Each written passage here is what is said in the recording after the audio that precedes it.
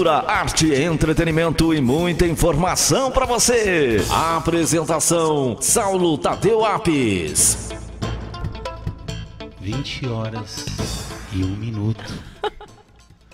Hoje, segunda-feira, aqui no Papo Amigo, nós vamos falar sobre um tema muito polêmico, que é a ansiedade. A ansiedade que pega toda a nossa vida.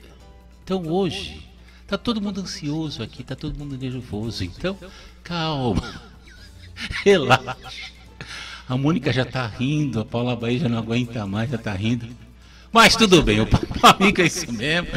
Boa noite, boa noite, boa noite. 20 horas em ponto. Papo Amigo, informação, convicção, começa agora.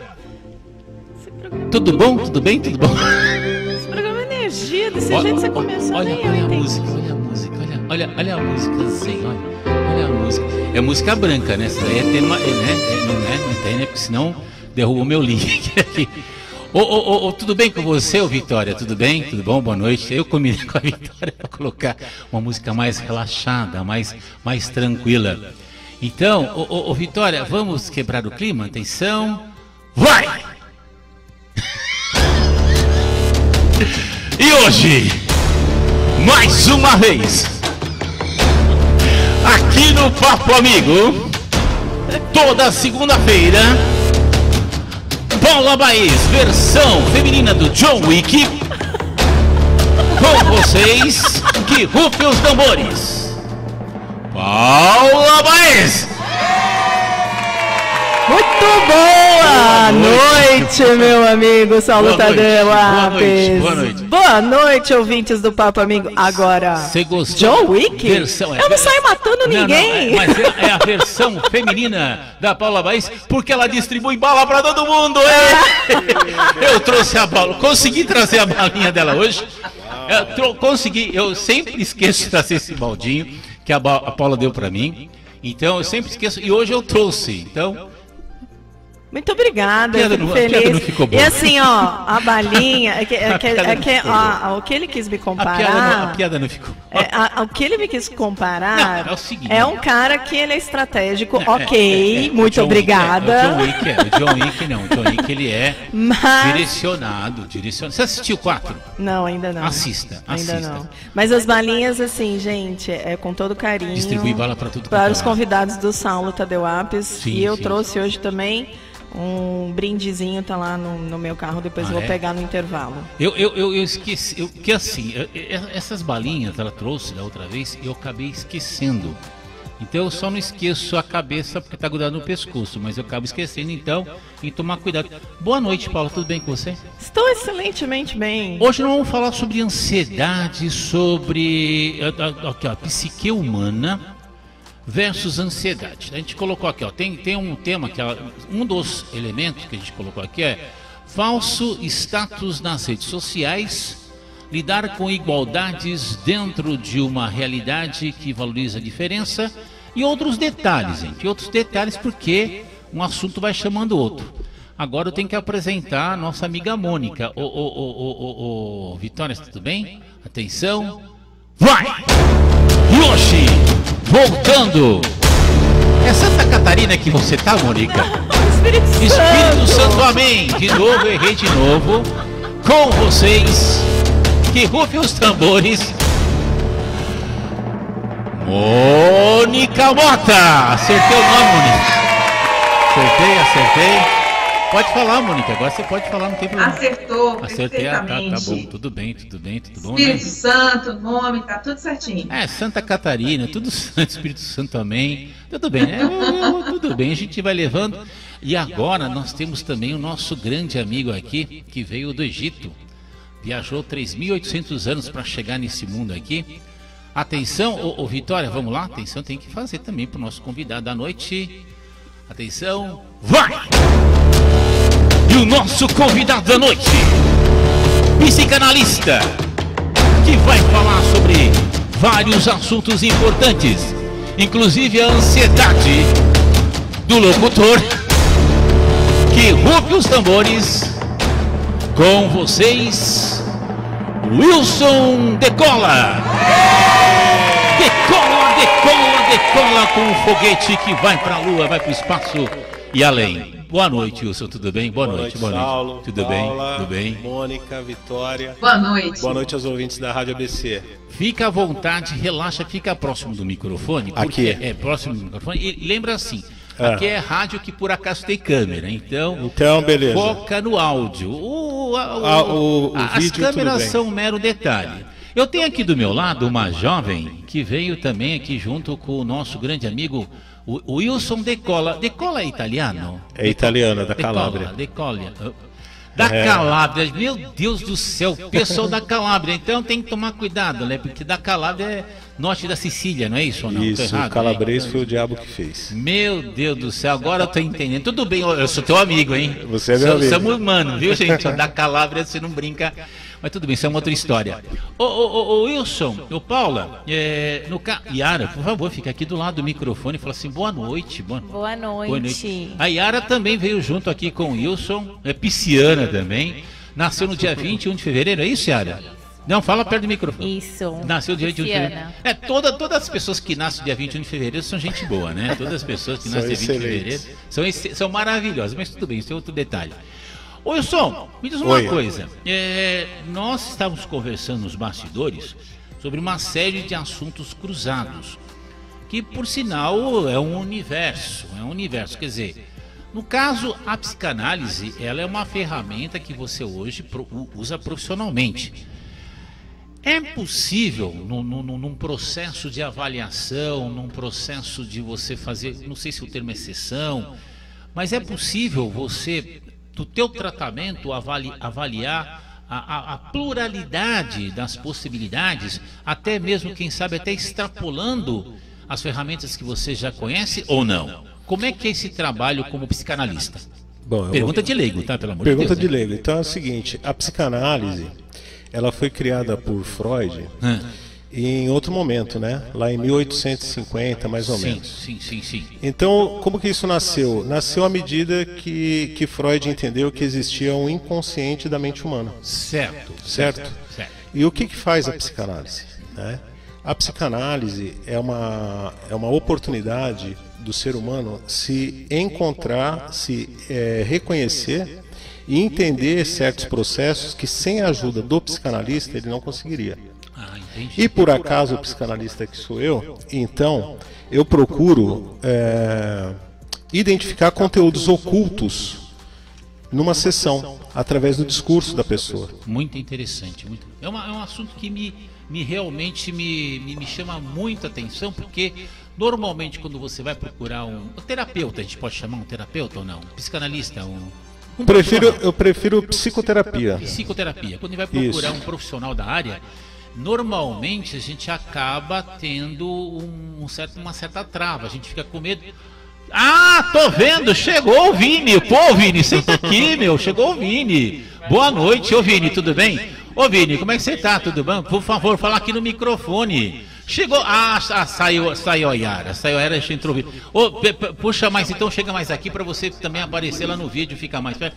A Yara tá aqui do lado, ela saiu da sala. Então, não, a Yara tá aqui do lado, ela saiu, aqui a Paula, isso aqui é o Wilson, isso aqui é o Vini. Tudo bom, Vini? Ô Vini, tô vendo que você tá mudando o visual, né? Também, né? Bastante, né? Não, mas fala perto do microfone, senão a gente vai acabar apanhando, Vini, aqui.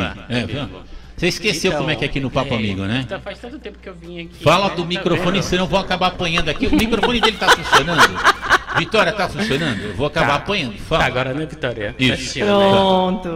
Fica calma, sem ansiedade. Calma, relaxa. Gente, ele chegou. Respira, Vini. Respira, isso. Ó, lembrando que hoje é a segunda-feira, que é dia do autoconhecimento e alta liderança. Tá vendo só? E o Wilson já deu uma introdução aqui sobre psicanálise. Olha que dá. E foi bem bacana, porque a gente fala sobre autoconhecimento, mas eu gosto de falar que nós somos seres humanos. Mas só que para a gente ser humano, nós somos humanos primeiro, nós nascemos. E aí nós vamos evoluindo para ser seres humanos. E quando a gente fala para eu chegar no ponto de ser humano, eu preciso ter o autoconhecimento e conhecimento. E é isso que a psicanálise está trazendo para a gente. Certo, Wilson? Exatamente isso. Como eu estava falando, Saulo, é uma forma de você se encontrar e de você enxergar você mesmo de fora para dentro. Então, o processo psicanalítico, quando ele se dá, é porque está acontecendo ali uma troca. Então, é como se você estivesse observando a você mesmo falando. Então, como você não fala para você sempre fala para alguém, então você não está atento naquilo. Mas, numa sessão, tudo que o paciente fala para o psicanalista, de certa forma, devolve essa pergunta para que haja uma reflexão no momento da resposta. Olha que interessante. Então, essa é uma forma, né, de abordagem psicanalítica que acontece nas sessões, né? E um psicanalista, ele não está para dar conselho também, muito pelo contrário, né? É para dizer, você está com problemas, realmente você está com um problema. Então é para esse problema que nós vamos olhar e entender e de alguma forma falar para o paciente, desde que não seja conselho, minimizar o problema, sabe? Assumir. Assumir, né? E tratar aquilo sempre através da conversa. Gera uma ferramenta de extração da informação, feedback, né, com o paciente, né, para você ir conhecendo, aprofundando mais. Né? Na verdade, se a gente for falar, qualquer sessão que a gente vai liderar como psicanálise, psicologia, coach, mentores de inteligência emocional, o que nós fazemos? Nós fazemos uma bateria de perguntas antes da sessão que nós chamamos de anamnese, ou seja, um mapeamento do ser para ver o estado atual dele. Quando a gente entende o estado atual dele, ele traz uma questão. Até eu estava vendo algumas reportagens que é muito engraçado quando a gente fala de depressão, né, que são o que faz bem a pessoa buscar um psicanalista, um psicólogo, um terapeuta no geral. Faz ele chegar na depressão grave, porque quando a gente está na depressão leve, ninguém vai buscar esse profissional. E é difícil você aceitar, assumir que você está com esse problema. Você não aceita. Então, o que você faz? Você vai passando, prorrogando isso. Quando chega no estado grave, é que você vai procurar. Quando você passa pela anamnese, que é esse mapeamento do estado atual, que você vai para a primeira sessão, você passa por baterias de perguntas, onde o profissional vai te levar à reflexão para você chegar no assumir, principalmente. É o primeiro passo. Eu estou nessa situação? Sim. De que forma eu vou trabalhar isso? E aí o psicanalista, ele não direciona, mas ele faz o quê? A reflexão. Ele faz com perguntas onde a pessoa ela vai interpretando o estado atual dela com o que ela já tem de experiência do passado, para ela encaixando, para ela evoluir para o seu futuro. Eu lembro no processo acadêmico no hospital, que a gente fez um mapeamento cerebral de pacientes com depressão. A gente utilizou a ressonância funcional. A ressonância funcional a gente vê o estado biológico, né, a nível neurotransmissor do paciente. Eu lembro bem de pacientes que o estado, a questão fisiológica do cérebro, né, biológica, né, estava danificado mesmo. Exatamente. Né, que tivesse estados mais assim, sem funções. Exatamente. É o que a gente fala do diagnóstico patológico, né? Então, o diagnóstico patológico, ele traz essas situações onde a gente entende na neurociência. Vamos apresentar o Vini direito, né, gente? Não, o Vini, ele é um amigo, é um doce pessoa, deu o maior carinho pelo Vini, porque assim, o Vini é como se fosse um filho, um irmão, um amigo, porque o Vini é uma pessoa assim, única. Ele é cientista, ele é pesquisador, pesquisa as questões das conexões sinápticas, as questões dos neurônios.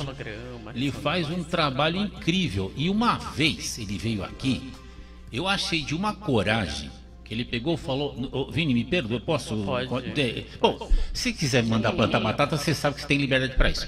Ele virou assim, a gente estava falando sobre questões de homossexualidade, heterossexualidade.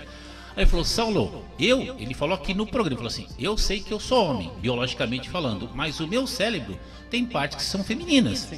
Então isso monta a minha personalidade. Ele falou aqui assim, no programa, eu olhei assim e falei, caramba! É porque é muito relativo quando chega num ponto. Achei fantástico isso. Né, DNA, né?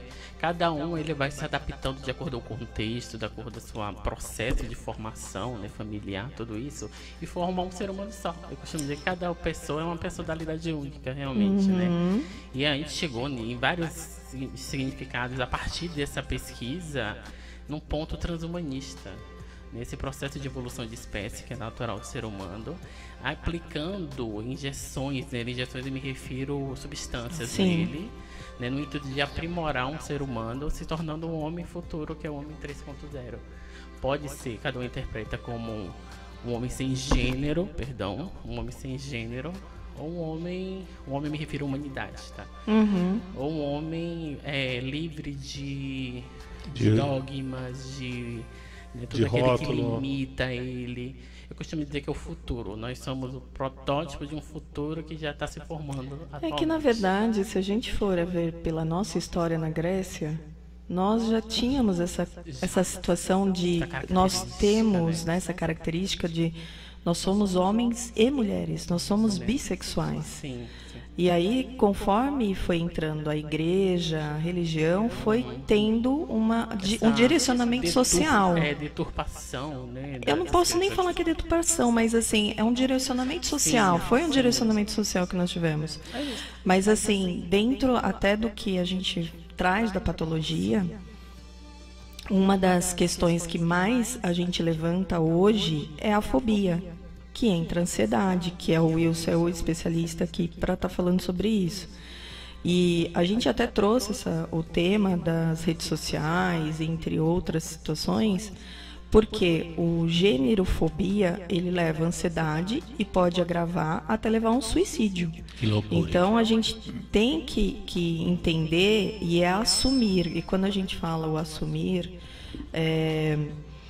eu gosto muito de trazer temas atuais. E se a gente for falar, eu acho que foi em 2011, essa questão do suicídio, nós mundialmente nós tínhamos um suicídio a cada 40 minutos. Que loucura, mundial. Que loucura. 40 segundos mundial. Então é muita gente. Em 2000, no Brasil eu não lembro de detalhe, mas assim, mundial eu lembro que nós estávamos em 11 milhões. Em 2016 nós passamos para 18 milhões e a gente pode alavancar isso mais 25% hoje, no momento atual. E isso o quê? Porque quando a gente está no estado de fobia, o Wilson pode me corrigir, qualquer coisa, o estado de fobia, eu tenho medo de cobra, então eu não vou lá mexer com a cobra, entendeu? Eu vou me segurar. Mas existem situações fóbicas, tipo medo do avião. A pessoa ela precisa trabalhar e ela precisa fazer viagem. Ela tem que enfrentar isso. Isso pode criar uma crise de ansiedade futura. Wilson, você pode... Posso, com certeza. Por exemplo, existe um tipo de medo específico. Medo específico, esse que você acabou de falar. Então a pessoa tem medo de barata, por exemplo, né? E ela não sabe porque ela tem medo de barata, mas ela tem, assim, um horror a barata.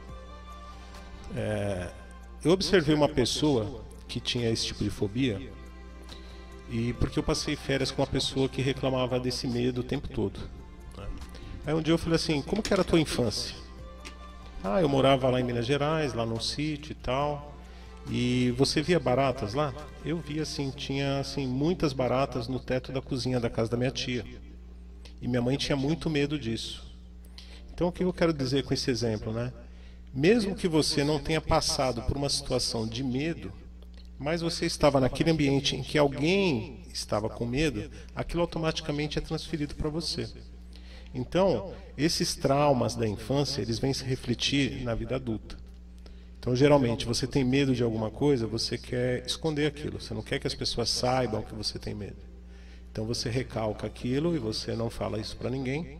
Só que chega um momento da tua vida que aquilo é devolvido das piores formas possíveis. Loucura, né? Então, isso vai se refletir lá no teu relacionamento, né? Com insegurança, lá no teu ambiente de trabalho, né? Esse é um tipo de fobia. Em dezembro, se eu não me engano, foi 2017. Dezembro de 2017, janeiro e fevereiro de 2018. Nesse período de 3 anos. Eu acho que foi 2017 para 2018 ou 2018 para 2019, não me lembro ao certo. Eu sei que foi assim.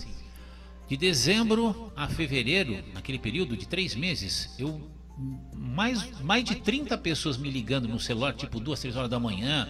A hora que fosse, Saulo, eu vou me matar, eu preciso de conversar com alguém, você me ajuda? Eu falei, olha, vamos tomar uma água. Eu não sabia o que fazer, te juro por Deus, mas assim, num período de 3 meses, mais de 30 pessoas acho que me ligou no celular falando que ia se matar. Eu falei, caramba, logo eu. Falei, então tudo bem, né? Tudo bem, já que Deus está mandando, vamos resolver. Aí conversava, né? Vamos bater um papo, né? Mas, Saulo, isso acontece loucura, assim. Meu, loucura. A pessoa só vai procurar ajuda quando a água bate aqui no nariz, tá? Ah, tá. Entendi. Então ela convive com o problema a vida toda. Ela vai se adaptando àquelas condições e aquilo se torna uma vida infeliz, certo? Quando eu tinha 28 anos, eu me lembro de um grande amigo, inclusive já veio no Papo Amigo, o doutor Arnaldo. Ele é psicólogo e eu, por ironia do destino, acabei conhecendo o Arnaldo, né? O destino fez com que eu conhecesse. Eu fui no consultório e falei assim, ó, seguinte, eu tô com 28 anos, eu não sei, cara, eu tô pirando, tô precisando de ajuda.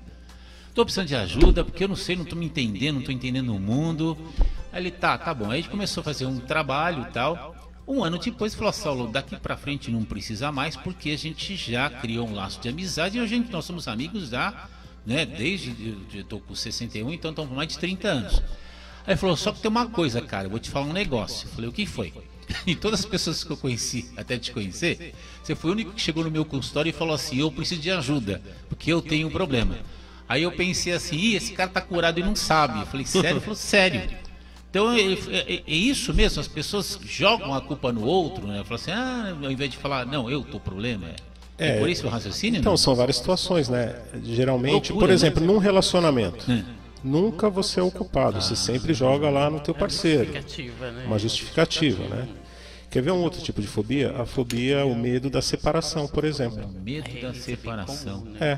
Porque a pessoa se casa ou se une de alguma forma e ela acredita que aquilo nunca vai acabar. Eu tô com medo de passar do horário aqui do intervalo, que era para ser 20, 15, a gente foi. Vocês me hipnotizaram aqui com o assunto. O assunto é tão bom que a gente vai embora e esquece. Vamos pro rápido intervalo, voltamos já com mais Papo Amigo, informação e reflexão. Você está ouvindo Papo Amigo.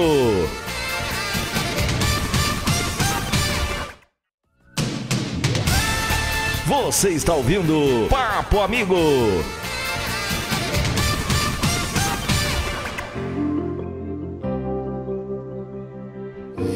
Horas e 25 minutos. Hoje nós estamos falando sobre ansiedade. E a Vitória colocou o áudio mais tranquilo. Mas tudo bem, Vitória, pode colocar normal, não tem problema. Tudo bem, pode deixar. Mas gostei do áudio, né? Não, tá ótimo. Ô, gente, são 20 horas e 26 minutos. Voltamos com mais Papo Amigo, informação e conexão. Hoje nós estamos aqui com várias pessoas com conhecimento cada vez o alto nível. Eu adoro ficar ouvindo. Ô, Mônica, boa noite, né? A Mônica não falou até agora. Daqui a pouco você eu quero que a Mônica também faça uma introdução da ansiedade, porque ela também já atendeu várias pessoas nessa linha. Ô, Paulo, você quer café? Isso é o meu cartão atual, que é um Drip Coffee. Para quem está ouvindo no AM 1570, eu acabei de receber um envelope que tem um café solúvel dentro, gente. Paula, mas olha que criatividade. Quem está vendo no Facebook e no YouTube é um cartão, então, Paula? É um cartão. E ele é um drip coffee, então você faz o café diretamente na xícara, porque eu sempre digo que o melhor reunião é com café, ou melhor. O que eu falo para você, Saulo? Sim, em vez de você marcar uma reunião, o que você vai marcar? Vou marcar um café. Gente, adoro! Céu, eu adorei o cartão. E assim, o QR Code ele vai direto para a rede social e tem todos os contatos lá. E atrás é a pessoa que fez o cartão para mim. Quem que fez o cartão aqui? É o Coruja. O Coruja? O Coruja é um contato? É o Cleiton. Cleiton Volpato. Que legal, parabéns, hein? Parabéns pela criatividade. Aqui é DWL Club, é isso? Isso. Olha que maravilha, gente, maravilha. Gostei dessa ideia, gente. É bem-vindo ao século XXI e à criatividade, né? Porque daqui para frente... Como diriam os engenheiros que trabalhavam comigo no corporativo, criativo eu sou. Agora eles falavam se eu podia fazer ou não. Tem isso, né? Também tem. É para isso que tem os engenheiros. A viabilidade, né? A viabilidade. É possível a gente traçar, vocês que são pesquisadores da mente, tanto a parte física como a parte sutil, o hardware e o software, né? Então, temos aqui hoje um pessoal aqui que estuda o software e o pessoal que estuda o hardware. É possível fazer um trabalho em comum acordo, em harmonia, ou de repente cada um vai brigar? Mônica, dou a palavra à Mônica. Eu tô errado, como é que é? Com toda certeza é possível. Primeiro é preciso de entender qual que é o papel de cada um nesse processo, né? O que o mentor faz, o que um coach faz, o que um psicólogo, psicanalista faz nesse processo, né? E até onde a gente pode ir, né? Nos nossos limites, assim, até onde a gente passa a bola e o que a gente trata dentro de cada área. Né? A princípio, a ansiedade ela mostra para a gente que há algo no futuro para o qual a gente precisa se preparar melhor. Né? E o excesso dessa falta de preparo no decorrer do dia a dia faz com que a gente tenha um sentimento também que a ansiedade traz de sobrecarga ou sufoco, que é quando a gente sente que os problemas são maiores que a gente, que os problemas são permanentes, que a gente não vai dar conta deles, né? E aí o que acontece com a gente? Palpitação, suor, tremor, pensamento negativo agudo, recorrente, né? Então a gente tem diversas formas de lidar. Dentro de um processo de coaching, por exemplo, que é onde eu estou atuando mais, dentro do processo de mentoria, a gente trabalha crenças, a gente trabalha objetivos e a gente traz o posicionamento da pessoa diante desses processos, que a gente precisa fazer com que ela se conheça bem, profundamente. A gente precisa de autoconhecimento. A gente precisa fazer com que ela se posicione diante desse conhecimento que ela obteve sobre si mesma, que trata da autoliderança, né? De saber se posicionar, saber o que dizer não, saber o que dizer sim. Não é uma situação simples, são coisas que precisam ser trabalhadas. Afinal, quanto tempo aquela ansiedade foi instalada ali e quanto tempo, de certa maneira, crenças estão ali sendo processadas e a pessoa não consegue se libertar dela sozinha. Ela precisa de um profissional, ela precisa de um mentor quando a gente trata de crenças. Quando a gente identifica que é uma coisa mais profunda, que está lá na raiz, está nas relações iniciais, um problema existencial, uma questão que é de transtorno, né, mental, a gente tem que direcionar para quem de destino. Por exemplo, eu sou psicóloga, mas eu não estou atuando hoje na parte de psicoterapia. Eu estou amando atuar. Eu uso da psicologia no meu processo de trabalho e estou amando atuar com grupos, né? A gente trabalha com grupos de empreendedores, líderes. A gente trabalha com pessoas que desejam se autoconhecer profundamente. A gente quer ferramentar essas pessoas, porque a gente precisa que essas pessoas entendam o que fazer. Porque às vezes falta conhecimento, falta treinamento, né? E também ela precisa de tratar questões mais robustas, da ordem existencial. E aí a gente tem um espaço para direcionar para quem de destino, o psicanalista, o psicólogo, né? Que tem o perfil para tratar disso. Eu tenho esse perfil, mas hoje eu estou na posição de direcionar, porque eu descobri que eu amo mais cuidar de outras partes e contribuir dessa maneira para o desenvolvimento, né?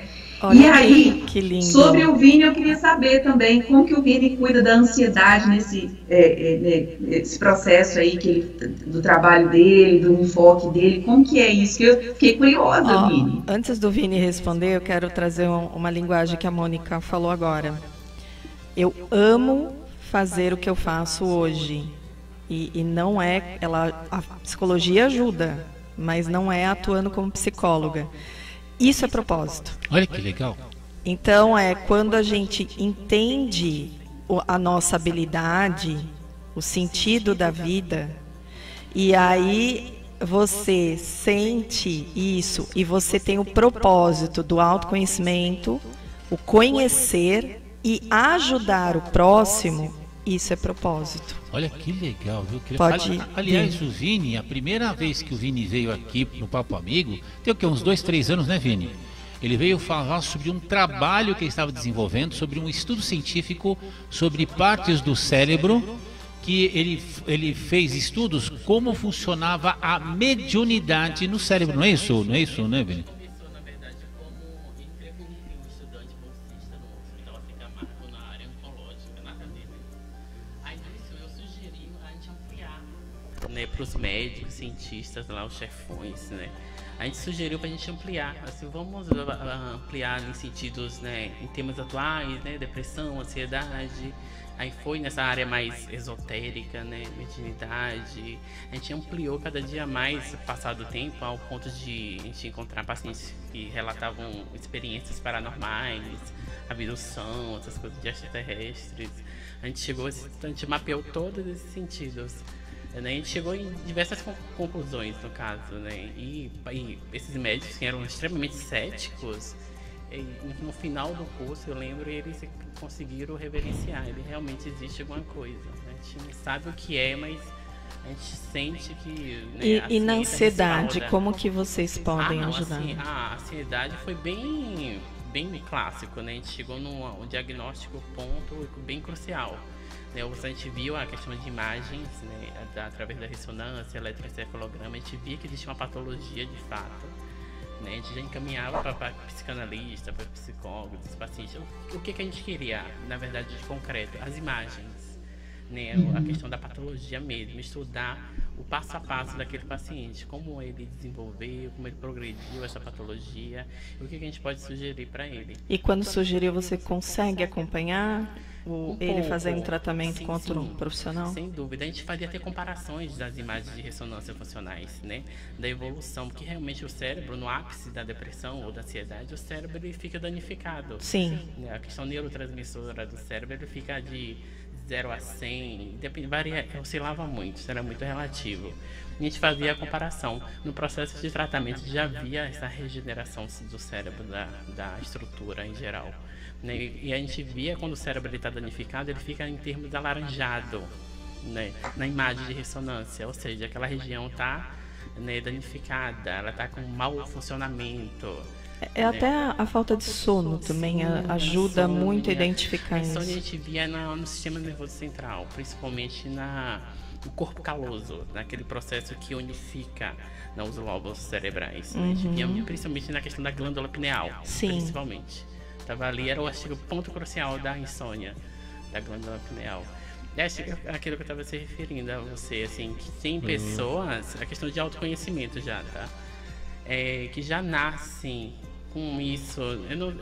Eu não tô... Eu só me encontrei, sabe? Mas eu já sentia como eu já visse com esse feeling. Só precisava só de um... Todos nós. Tem pessoas que demoram um pouco mais. Assim, vai muito do incentivo também do ambiente externo, de onde você está. Sim. Às vezes eu fiz a ponte de carreira aos 44 anos. Então, mas assim, eu sempre tive essa linguagem de desenvolver algo. Mas quando a gente faz, às vezes, numa empresa, no corporativo, a gente continua florando isso. E a experiência vai fazendo com que você vai entendendo que aquele campo está faltando algo. E o que é esse algo? Aí você vai buscando, você vai entendendo, você vai falando, olha, eu estou aqui no autoconhecimento, eu sei minha habilidade, eu estou em constante aprendizado, em constante mudança, porque o meu que a gente chama de quociente emocional, que ajuda a essa mudança, eu vou evoluindo. Só que eu preciso de conhecimento. Agora, o conhecimento está relacionado a literário? Ou esse conhecimento, do processo? A gente pode colocar processo pessoal, mas o literário ajuda. Ambos. Porque se você não tem, é igual eu falo, você vai fazer uma faculdade. Por que você está lá na faculdade? Porque você quer aprender com o mestre, que ele tem mais experiência que você. Porque senão você pegaria o livro e fosse ler o livro... A junção, né, das vertentes, é a junção de um todo. O conhecimento mais a sabedoria. Né? Como é que é lidar com o lado cético, Wilson, na tua área, no teu trabalho no dia a dia? Quer dizer, Deve ser uma loucura, né, esse lado cético. Como é que lidar com isso? Porque quando você começa a trabalhar um paciente, eu imagino que as suas perguntas e as suas ferramentas é como se eu estivesse tirando água num deserto, tirando terra, né, tirando areia seca num deserto, em volta de um buraco. Eu vou tirando aquela areia, vou tirando, de repente começa a jorrar água para tudo quanto é lado. A sensação que eu tenho é essa. E do teu trabalho ser isso. Ou eu tô errado? O posicionamento do psicanalista é sempre uma posição neutra, para que não haja interferência pessoal numa transferência lá para o paciente. Então o paciente ele vem com todas essas crenças, Paulo. Ele vem cheio de experiências. Cético, totalmente. Exatamente, mas não, pior que cético. Ele vem carregado de experiências que não são deles, que ele adquiriu lá na primeira infância, lá na convivência, lá naquele núcleo familiar ou de cuidadores, não necessariamente pai e mãe, né? Então a gente costuma analisar assim: o ser humano ele é uma média das 5 pessoas que ele mais convive no longo da vida. Isso é um fato, então. Isso é um fato, isso é natural, porque ele vem acumulando aquelas experiências e aquelas crenças, né? Então o psicanalista ele tem que analisar tudo isso, né? Então quando uma pessoa começa a contar uma história lá no setting, peraí, o quanto disso é dele, né? O quanto disso é da mãe, é da vida, é lá do trabalho, enfim. Mas isso que vai gerar ansiedade ou não? O que gera ansiedade é a falta do autoconhecimento. Primeira coisa. Por quê? Porque você começa por exemplo, tem um tipo de ansiedade que é medo do que está para acontecer. Só que não tem nada para acontecer. No entanto, você fica preso a um sentimento de que alguma catástrofe está para acontecer o tempo todo. Olha que loucura, né? Então a pessoa começa a sofrer com isso, antecedência, né? E começa a sentir vergonha desse sentimento e começa a se isolar de outras pessoas. Então ela não quer que outras pessoas saibam que ela sente medo de alguma coisa que possa acontecer com ela, por exemplo. Então, você já viu aquela pessoa que combina com você de ir na tua festa, depois chega no dia não vai, não liga, não quer nada? Entendi, sim. Tem algumas pessoas assim. Outra coisa é a pessoa que tem medo de sentir medo. Olha isso, que interessante. Covardia, né? Que é agorafobia. Então a pessoa que já sabe que ela vai ter uma sensação de pânico na rua, por exemplo, ela não quer passar por essa experiência. Então ela tem medo de sentir esse pânico numa fila do metrô, por exemplo, na rua, né? E aí como lidar com isso? Então a pessoa não sabe, ela vai convivendo com isso. Outra coisa também, aprovação externa. Então você tem um comportamento, né? Isso a gente vê muito na rede social, né? A pessoa faz um post, não faz? E o que ela busca com isso? Ela busca curtidas, né? Na verdade, ela está convencendo todo mundo que está lá do outro lado da rede do que o que ela está fazendo é uma coisa legal, é bacana e interessante. Na verdade, ela não tem certeza daquilo que ela está fazendo.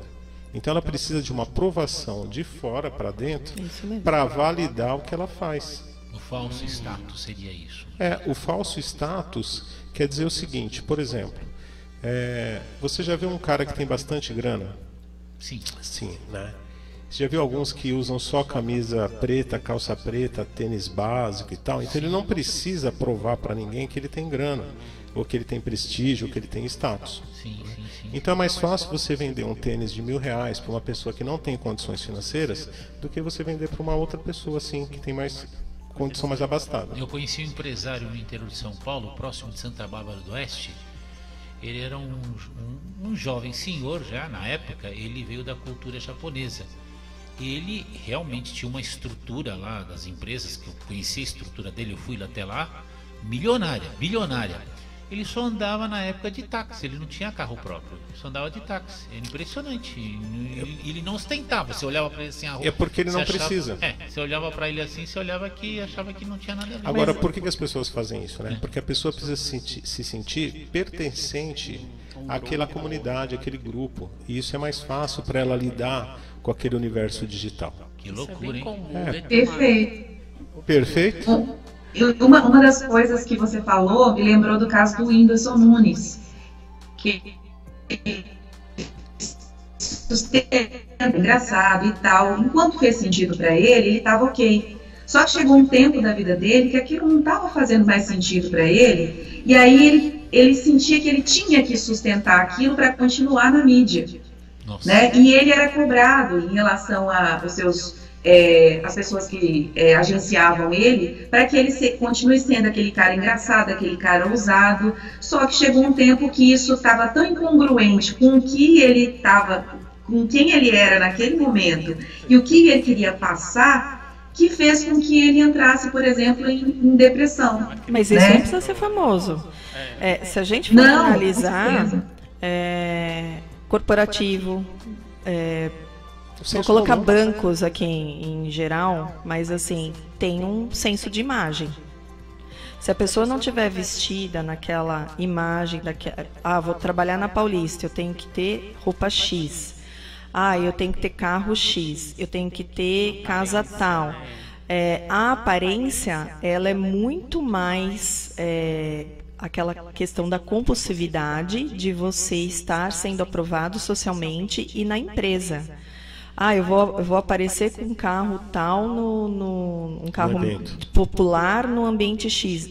Você vai ser classificado como um cara popular, que não é daquele nível, ou talvez um cargo mais superior. Mas eu lembro que as pessoas falavam assim, eu fiz não sei quantas parcelas do carro, eu fiz não sei quantas parcelas, não sei, e tava um boom de cartão. E chegou o momento de 2020 e assim, foi choradeira, porque ninguém estava trabalhando direito, você não precisava, você caiu a ficha que você não precisava de nada disso, que era um status desnecessário. É o falso status, né? É o falso status. Que a pessoa ela busca uma aprovação, às vezes, de uma coisa que ela nem é. Então, o filtro das redes sociais. Então, o filtro lá do Instagram é a realidade virtual. A realidade real é a foto do RG, certo? Nossa, que loucura. É loucura. E falar em realidade, eu mais uma vez avancei. Sem querer ser ácido aqui. Não, mas tem que ser. Opa. Eu prefiro a mais amarga das verdades do que a mais doce das ilusões. Eu prefiro. A questão de pertencimento a grupos, nunca se viu tanto atualmente fanatismo em relação à religião. Polarização. Eu vou ter um fanatismo aqui se eu não entrar no comercial. Não, vim de casa. Então, senão eu vou acabar apanhando aqui. São 20 horas e 45 minutos. Vamos pro rápido intervalo. Voltamos já com mais Papo Amigo, informação e reflexão. Você está ouvindo Papo Amigo.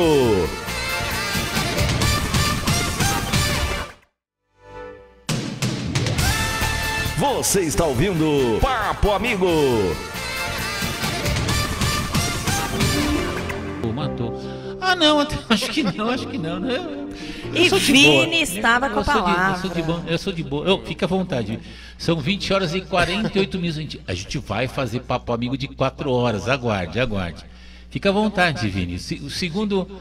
Não vai nem ter terceiro bloco, porque vai acabar daqui 5 minutos, né, Vitória? Né? Fica à vontade, Vini. Aquelas dúvidas, né? Que eu já sei a resposta, só quero a confirmação, né? A questão de que nunca se viu tanto fanatismo atual, né? Essa questão de se representar grupos, de estar pertencido a determinados grupos de ideias. Também. Você quer uma colocação bem rápida sobre essa situação? É assim, o ser humano geralmente ele precisa de um líder. Ele gosta de seguir um líder. Tá? Representado, né? E dentro das massas, eles vivem de fantasias e eles não suportam ficar sem fantasias. Então não adianta você pegar aí lá no Facebook, você tem uma comunidade que está lá clamando por alguma coisa e tal, e todo mundo tem aquele pensamento único. Aí você para e pensa assim, eu não estou nessa. Eu gosto, quando eu vejo todo mundo ir para um lado, eu gosto de parar e observar por que aquele movimento está acontecendo. Sim. Agora, dentro da massa, é muito simples você jogar sua opinião lá no meio, sabe? No anonimato, é muito mais tranquilo. Agora, pega uma dessas pessoas individualmente e fala assim, cara, eu quero que você se posicione agora e me fale sobre isso. A pessoa não consegue. Ela consegue agir dentro daquele espectro de massa. E tem estudos bem antigos, né? Até antes de Freud, Alain de Botton, eu tenho assim, status, essas movimentações das massas, elas já eram analisadas lá no ano de 1800. Olha que loucura, hein? Então hoje a gente revê isso agora. Mente reativa, né? Exatamente. Por impulso, né? É por impulso. Você sabe, Wilson, que tem, no meu tempo, quando era jovem, tinha uma banda norte-americana chamada Kiss, uma banda de rock, eles pintavam o rosto e tal. Inclusive diz a lenda que aquela banda foi inspirada por um empresário norte-americano na banda aqui no Brasil dos Secos e Molhados, onde o cantor Ney Matogrosso fez sucesso e tudo mais. Diz a lenda, pelo menos eu já vi vários documentários sobre isso. E tem uma música dessa banda, Kiss, que fala exatamente isso, como falando da necessidade do herói. Que mais ou menos assim, isso. Eu preciso do herói. Eu não me lembro a tradução, mas sei tem uns 40 anos, um pouco mais, um pouco menos. Mas é interessante isso, essa necessidade que a massa busca um herói. Busca um herói. Mas na verdade o Vini ele colocou de uma forma como que o momento atual está muito mais aflorado. E aí eu gosto até de falar que é a autorresponsabilidade, mas também a autorresponsabilidade dos pais. Porque se a gente for ver essa massa que está crescendo, eles são jovens. E esses jovens estão se deixando levar por esses líderes que vão sendo influências, vão influenciando as opiniões, e eles vão se deixando caminhar por isso. E os pais, o que a gente fala? Que os pais, antigamente, eles colocavam regras, você tinha mais respeito. Hoje, os pais, para aceitação, pelo movimento de pai e mãe estar trabalhando, estar no ambiente externo, não estar estando dentro de casa, tão quanto antes, tem que ter aceitação. Então fala, eu não quero que meu filho seja criado igual eu fui. Porque às vezes tem alguma questão que ele não aceitava. Mas ele é o homem ou a mulher hoje que são graças ao aprendizado do passado, a experiência do passado. E hoje aquela coisa de, eu não quero que meus filhos passem pelo que eu passei, acaba abrindo mão de algumas situações que a gente pode dar um pouco mais de direcionamento. São hoje a minoria dos pais que dá esse direcionamento. Por isso que a massa acaba se deixando dominar por essa situação. Né? E também tem outro detalhe, né? A gente tem um negócio hoje que chama algoritmo. Isso. Então, vê bem. Você pega uma pessoa que ela não está ambientada na rede social. Você pega um senhor aposentado que por acaso ele acabou de ver um post, né? Então, se ele ficar com o dedinho ali parado assistindo um determinado vídeo, ele vai receber uma carga de dezenas, centenas de vídeos, né? E aí, tudo isso é gratuito. Vai traçando o perfil da pessoa, né? O feed de notícias lá das redes sociais, ele é infinito. Se você quiser, você fica o dia inteiro assistindo um determinado assunto, né? Só que quem está do outro lado não está acompanhando o desenvolvimento do algoritmo, qual rede tem um algoritmo mais apurado, né? Então ele acaba sendo vítima desse sistema. Então é aí que vão se formando as massas, porque não é só a verdade que tem, isso deveria ser regulamentado, né? Se tem muita mentira dentro da rede, qualquer pessoa cria qualquer coisa e passa a ter seguidores, as pessoas acham aquilo legal, mesmo que seja uma mentira, né? E aquilo ali começa a ser abastecido, né, pelo próprio... Não, é igual aquele que a gente brinca, que a gente já falou isso. O cara vai te ensinar a ganhar dinheiro. E vendendo curso. Aí tá vendendo curso. É porque ele ganhou muito dinheiro, ele tá vendendo curso. É igual a gente estava falando aqui da roupa. Se o cara tá com muito dinheiro, ele vai usar o quê? O sapato que ele quiser. Ele não vai vender curso, entendeu? Mas ele tá vendendo curso para quê? Para que você compre o curso dele e ele ganhe dinheiro. Então, mas eu queria, eu sei que a gente tem poucos minutos, mas tem uma situação que eu quero que o Wilson traga, que é a questão do celular dos jovens. Excesso, né? E isso é muito excesso, e a gente sabe que isso está criando uma dependência e uma fobia que está gerando ansiedade e está gerando até coisas piores. Tá, então, existe uma patologia chamada nomofobia. Isso. Que é o nomobiofobia, que é a falta do aparelho celular ou de algum equipamento digital. Tá? Então isso começou com os games. Você lembra que tinha esses videogames que os garotos, as crianças ficavam jogando aquilo virava noite e tal? Sim. Né? Isso começou nos Estados Unidos e no Japão hoje já tem um programa para tratamento de pessoas com dependência digital. Meu Deus. Tá? Aqui no Brasil nós ainda não temos, mas é questão de tempo. Logo, logo. Então o que acontece? Voltando ao feed, né? Você tem lá um feed infinito para o que você quiser ver. Se você quiser ficar ouvindo música o dia todo, você vai ouvir. Se você quiser ficar acompanhando por exemplo, uma igreja, qualquer que seja, você vai ficar. Você vai ter conteúdo para isso. Então, existe uma média mundial de utilização de celular que é de 2 horas e meia por dia. Agora, vocês vão cair da cadeira. Sabe qual que é a média do brasileiro? Qual? 5 horas e meia por dia. Meu Deus do céu. Agora, o que significa isso? Significa que a pessoa fica se alimentando de feed de notícias, de redes sociais, de WhatsApp, né? Dessas massas que se movimentam dentro das redes. Mas as empresas também estão se aproveitando da tecnologia. Por quê? Porque para uma empresa cobrar um colaborador fora de horário de trabalho e mandar um recado lá, é bem fácil, né? Tá todo mundo nessa. Então, a dica que eu dou, você que é colaborador, tenta criar uma relação organizada para esse tipo de conversa por WhatsApp, porque isso é bom só para a empresa, tá? Na verdade, eu falo que a gente tem que ter uma rotina e uma disciplina. Na autoliderança a gente fala muito isso, na autorresponsabilidade. É até onde você pode pôr seus limites dentro da empresa. Você não tem que ter medo. Permite. Você não tem que ter medo da sua liderança, você tem medo de perder o emprego, você tem que se sentir capaz e merecedor disso. Tá acabando! Já acabou? Acabou já? Já acabou? Já acabou? Ô, gente, vamos fazer o seguinte, é sério, a gente vai voltar nesse assunto, a Paula, a gente até o final de 2023, a gente já está reservando todas as segundas-feiras para isso. E Paula, de coração, se tiver que trazer na terça ou na sexta, aí você conversa com a tua equipe, porque aí a gente marca outros dias também. Tranquilo. Porque aí não tem problema não, gente. É esse que é a essência do Papo Amigo. Cultura útil, estudar. Estuda por desaforo para largar a mão de ser besta, é um dos lemas do Papo Amigo. Então é trazer gente útil mesmo, viu? Acabou, Vitória? Acabou? 1 minuto, Vi? Não tem nada. Nossa. Mônica, um beijo. Wilson, beijo, querido. Um beijão. Beijo pra você. Yara, um beijão. Pra todos. Oxalá, Obrigado. um beijão. Yansan, um beijão. Xangô, um beijão. Pra você também, Vini, Paula. Um beijão pra todo mundo. E pra Oxalá. Até lá. Até a próxima. Gostei. De novo. E até lá. Valeu. Tchau. 5, 4, 3, 2, 1, 0. Papo Amigo, informação com reflexão. Até o próximo programa.